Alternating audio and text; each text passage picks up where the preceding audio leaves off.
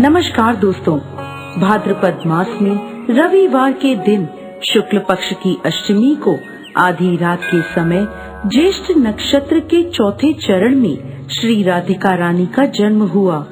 इस विषय में एक सुंदर कथा आती है।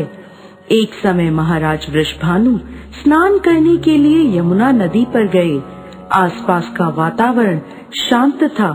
मंद गति से सुगंधित वायु लहरा रही थी। चिड़ियाओं की मधुर आवाज के बीच में महाराज वृषभानु ने एक सुंदर दृश्य देखा। उनसे कुछ ही दूरी पर यमुना नदी पर एक सुंदर स्वर्ण कमल का पुष्प तैर रहा था। स्वर्ण कमल उन्होंने पहले कभी नहीं देखा था, ना ही उसके बारे में उन्होंने कभी सुना था। कौतूहल पूर्वक वो उस कमल के पुष्प के पास गए। वहाँ जाकर उन्होंने देखा कि उस कमल की पंखुड़ियों के बीच एक अत्यंत सुंदर और सुकोमल बालिका सोई हुई थी। उसका वर्ण पिघले हुए स्वर्ण के समान था। नेत्र कमल की पंखुड़ियों के समान थे। इस बालिका को देखते ही महाराज के मन में वात्सल्य की वर्षा होने लगी। उन्होंने उस कन्या को अपनी गोद में उठा लिया। आसपास देखा तो कोई भी नहीं था। इस प्रकार एक नवजात शिशु को किसने छोड़ा होगा, वो ऐसा विचार कर ही रहे थे कि तभी वहाँ ब्रह्मा जी प्रकट हुए और बोले, हे वत्स, तुमने और तुम्हारी पत्नी ने अनेकों वर्षों तक घोर तपस्या करी थी ताकि तुम भगवान श्री हरि की संगिनी को अपनी पुत्री के रूप में प्राप्त कर सको, और इस जन्म में तुम्हारी ये इच्छा पूर्ण हुई है। यह बालिका साक्षात भगवान की अंतरंग शक्ति है।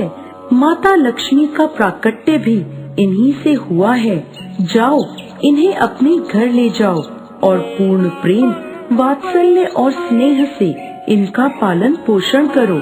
ऐसा कहकर ब्रह्मा जी अंतर्ध्यान हो गए और महाराज वृषभानु के आनंद की कोई सीमा नहीं रही। पूर्ण हर्ष के साथ वो उस कन्या को अपने घर ले आए और अपनी पत्नी कीर्तिदा देवी को सारा प्रसंग कह सुनाया। कीर्तिदा देवी भी इस नन्ही सी बालिका को देखकर अत्यंत प्रसन्न हुई।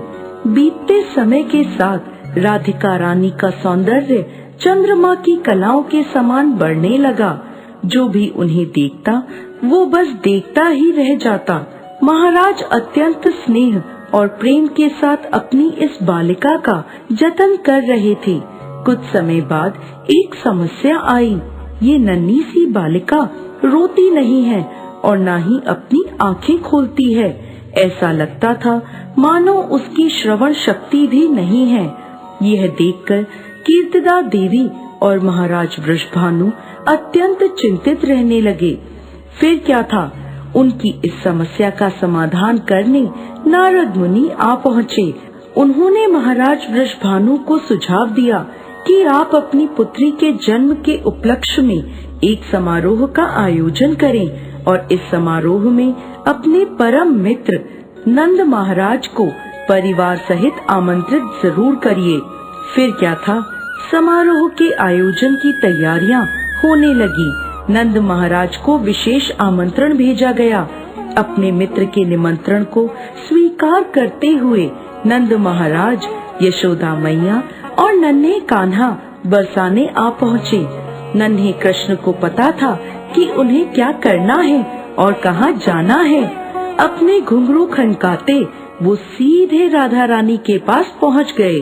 जैसे ही श्री कृष्ण ने पालने में सोई हुई राधा रानी की ओर देखा तो उनकी सुगंध से राधा रानी जान गई कि उनके प्राण प्रिय श्री कृष्ण आ गए हैं। अत्यंत हर्ष के साथ उन्होंने अपनी आंखें खोली और सर्वप्रथम भगवान श्री कृष्ण का दर्शन किया और थोड़ी ही देर में वो रोने लगी। अपनी पुत्री को पहली बार नेत्र खोले और रोते हुए देख कीर्तिदा देवी और महाराज वृषभानु अत्यंत हर्षित हुए। इस प्रकार उनकी पुत्री के जन्म की प्रसन्नता दुगनी हो गई। दोस्तों, भगवान श्री कृष्ण प्राण हैं तो राधा रानी आत्मा है।